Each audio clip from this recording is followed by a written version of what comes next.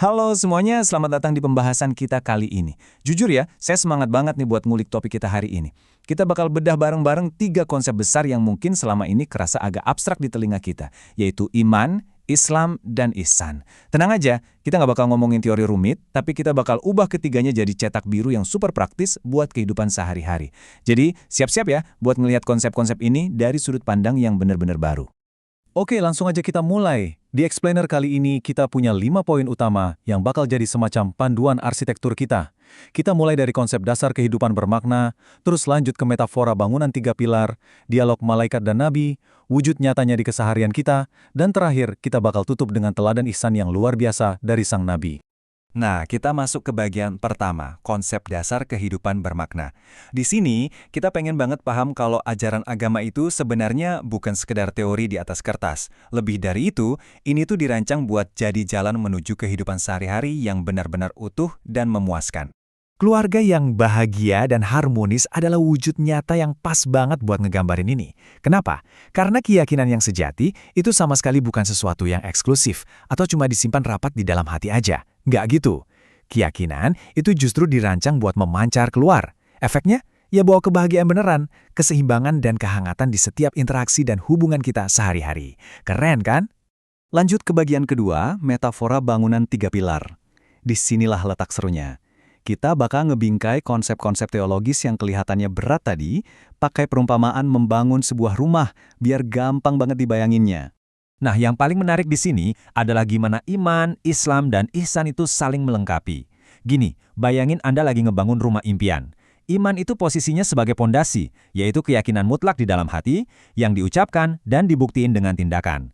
Tanpa pondasi yang kuat, rumah pasti ambruk kan? Terus, Islam itu ibarat dinding dan struktur bangunan yang kelihatan dari luar.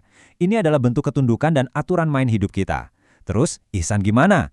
Ihsan itu ibarat dekorasi interior yang mewah dan megah banget, yang bikin rumah itu jadi sempurna. Maknanya, kita beribadah dan bertindak seolah-olah Sang Pencipta itu benar-benar ada tepat di hadapan kita. Poin penting yang perlu kita ingat, kedudukan iman itu emang lebih tinggi karena dia itu fondasi dasarnya. Tapi, iman dan Islam itu benar-benar nggak bisa dipisahin, alias satu paket. Level keyakinan kita emang bisa naik turun ya, tergantung seberapa taat atau seberapa sering kita bikin salah. Tapi, keimanan yang sejati itu persis kayak akar pohon yang sehat. Dia pasti selalu ngasilin buah yang bisa dilihat, yaitu tindakan nyata yang baik. Masuk ke bagian ketiga, dialog malaikat dan nabi. Mungkin Anda mikir, kok bisa sih kita seyakin itu sama definisi-definisi tadi? Bukti historisnya, ini diambil dari sebuah sesi wawancara yang bisa dibilang paling epik dalam sejarah. Dan kejadian ini disaksiin langsung loh sama para sahabat Nabi. Coba deh kita bayangin suasananya berdasarkan catatan Umar bin Khattab. Jadi, pas mereka lagi ngumpul-ngumpul santai, tiba-tiba aja muncul tamu misterius. Pakaiannya tuh putih bersih banget dan rambutnya hitam legam. Yang bikin aneh, dia ini jelas-jelas orang asing, karena nggak ada satupun yang kenal. Tapi, nggak ada setitik pun debu perjalanan di bajunya. Aneh kan? Terus, orang ini tiba-tiba maju dan duduk dekat banget sampai lututnya bersentuhan dengan lutut sang nabi. Tanpa basa-basi, tamu misterius ini langsung ngasih rentetan pertanyaan tajam soal Islam, iman, dan ihsan. Terjadilah sesi tanya-jawab yang tektokannya cepet banget. Nabi ngejelasin ke-5 rukun Islam dan ke-6 rukun iman. Dan tahu nggak apa yang bikin para sahabat makin keheranan? Tiap kali Nabi selesai jawab, si tamu ini malah membenarkan dan bilang, "Engkau benar." Coba bayangin, dia yang nanya, tapi dia juga yang ngasih nilai benernya. Sampailah mereka di momen puncak dialog itu, yaitu waktu ngebahas apa sih definisi ihsan? Jawabannya, beribadah kepada Allah seolah-olah kita melihatnya. Dan kalau kita nggak mampu melihatnya, kita harus sadar sepenuhnya kalau dia pasti melihat kita. Kesadaran di level inilah yang secara magis bisa ngubah rutinitas yang tadinya biasa-biasa aja jadi sebuah wujud pengabdian yang dalam banget.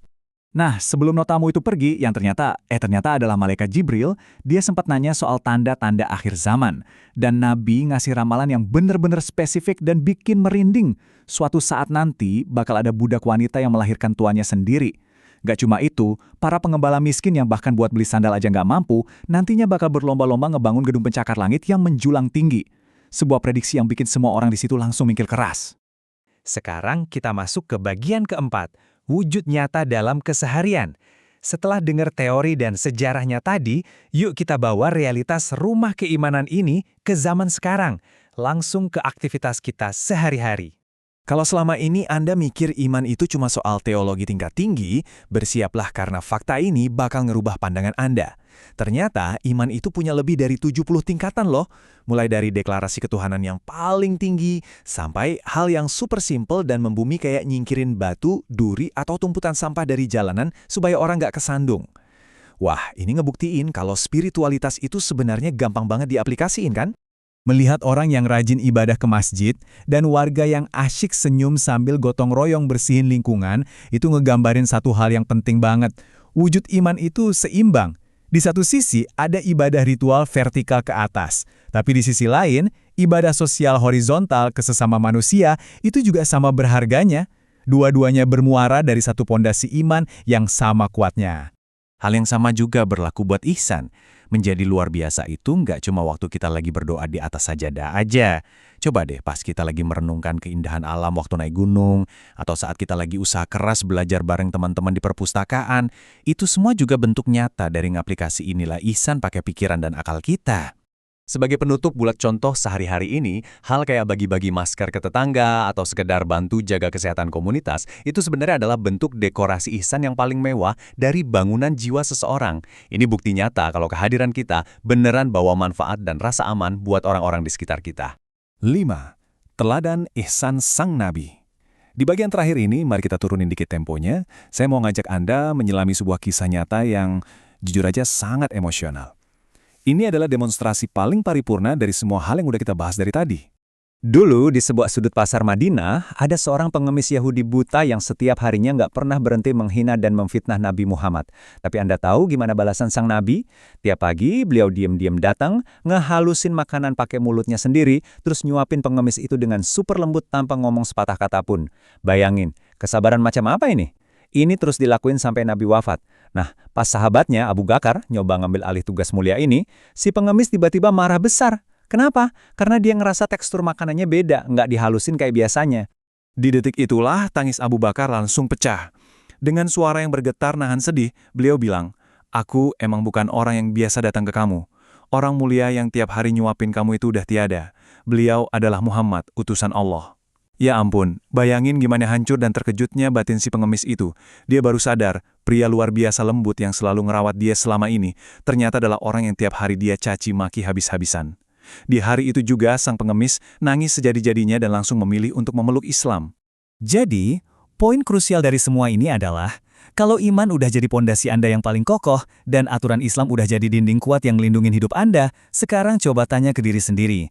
Tindakan ihsan sekecil apa sih yang bakal Anda lakuin hari ini buat ngasih dekorasi paling indah di kehidupan Anda? Apakah sesimpel nyingkirin halangan di jalan, ngasih senyum yang benar-benar tulus, atau mungkin berani memaafkan kesalahan orang lain? Coba dipikirin baik-baik, langsung ambil langkah nyatanya, dan sampai jumpa di explainer kita berikutnya.